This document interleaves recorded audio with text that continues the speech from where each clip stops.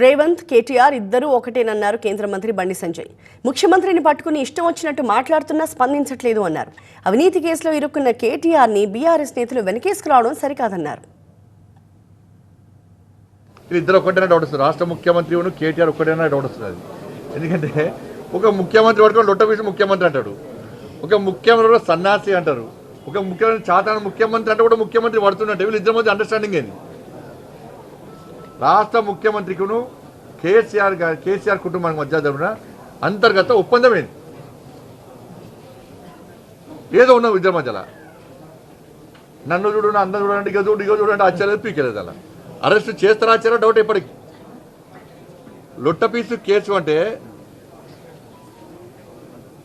ఇవాళ మీరు తప్పు చేయకుంటే ఇవాళ వాళ్ళు చూస్తే బీఆర్ఎస్ వాళ్ళు చూస్తే నమస్తుంది.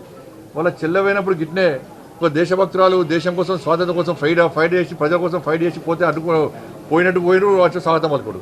ఈయన అరెస్ట్ చేస్తున్నట. మొత్తం తెలంగాణ ఎందుకు ఆందోళన చేయాలి? నేను బీఆర్ఎస్ పార్టీ స్టేట్లకు విజ్ఞప్తి చేస్తున్నా.